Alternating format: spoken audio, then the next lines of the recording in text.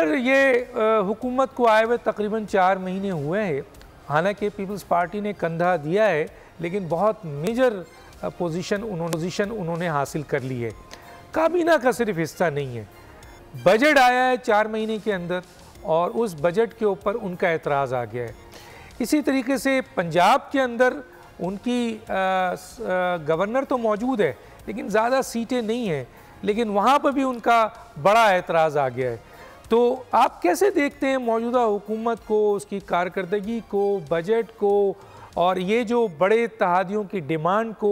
फिर आगे चल के मैं दूसरे इश्यूज़ पे भी बात करूँगा आपसे। क्या कहते हैं सर आप? बिस्मिल्लाहिर्रहमानिर्रहीम। डॉक्टर साहब, हुकूमत की कारकर्दगी तो बजट में आपने देख ही ली कि क्या है, और कारकर्दगी हुकूमत की तो वो होती है जो आवाम के लिए हो। अगर हुकूमत अपने लिए कोई कारकर्दगी दिखा रही हो या हुकूमत में हुक्मरान जो हैं वो अपनी पर्सनल और अपनी पार्टी या अपनी ज़ाती मफादात के लिए कुछ कर रहे हो, तो वो तो आवाम से उसका ताल्लुक़ नहीं होता। तो अगर बजट को देखें तो बजट में आवाम को तो टैक्स मिले हैं और हुक्मरानों को जो है वो रेनोवेशंस मिली हैं और इंक्रीज़ इन मतलब सैलरीज़ मिली हैं और उनके मफादात जो हैं उनका तहफ़्फ़ुज़ हुआ है। तो लिहाजा आवाम इस वक्त परेशान है, हुक्मरान जो हैं वो अपनी कामयाबियों के दिन गिन रहे हैं। तो बड़े-बड़े इश्तहारों के ज़रिए जाते हैं तो फिर बड़े-बड़े इश्तहारों के ज़रिए जिसमें करोड़ों रुपए के इश्तहार हैं, उसके ज़रिए तो उनकी कामयाबी नज़र आ रही है सर।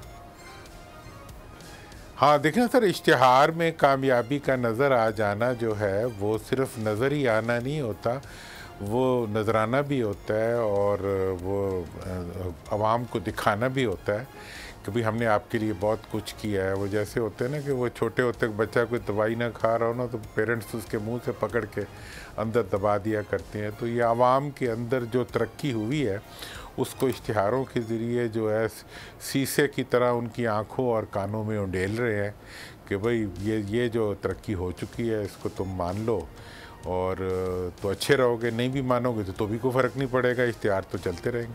अच्छा सर, पाकिस्तान पीपल्स पार्टी और PMLN के इत्तेहाद को और अब सिर्फ 4 महीने के अंदर जो बजट के ऊपर एतराज़, पंजाब हुकूमत के हवाले से एतराज़, ये इत्तेहाद आपको चलता हुआ नज़र आ रहा है सर? डॉक्टर साहब, इत्तेहाद ही की तो हुकूमत है और ये चलेगा नहीं तो और क्या करेगा। ये चल भी रहा है, खा भी रहा है और मतलब गुजारा भी कर रहा है।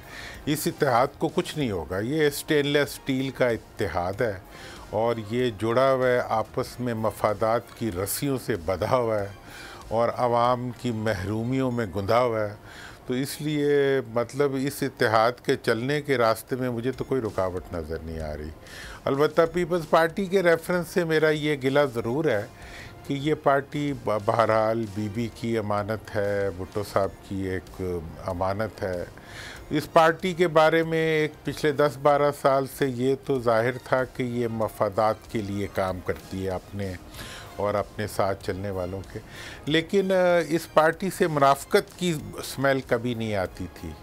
लेकिन इस वक्त इस दफ़ा हुकूमत जिस तरह चलाई जा रही है और जिस तरीके से इक़दामात उठाए जा रहे हैं उसमें बहुत हल्का एक पन नज़र आ रहा है कि जी गवर्नर ने दस्तखत भी करने हैं, गवर्नर छुट्टी पे भी चला गया, बता के गया कि यार मैं ज़रा छुट्टी पे जा रहा हूँ तो मेरी सीट पे बैठ के दस्तखत। तो ये मिली भगत से हुआ है, आप समझते हैं? आता कि इज्जत का जो साइन हुआ है ये सब मिली भगत है पाकिस्तान पीपल्स पार्टी और PMLN की कि मैं चला जाऊँगा क्योंकि मैं अपोज कर रहा हूँ तो तुम आकर बैठ जाना और फिर साइन कर देना और फिर मैं आ जाऊँगा। तो इसमें और क्या आप क्या कह सकते हैं इसको? यही है, ना भी होते तो तब भी दस्तखत तो हो जाने थे, ना भी करते तब भी पास तो हो जाना था, छुट्टी पे जाने की क्या ज़रूरत थी। मतलब ये है कि अवाम इस चीज़ को अपने साथ मजाक तस्वुर कर रहे हैं और लग भी मजाक ही रहा है।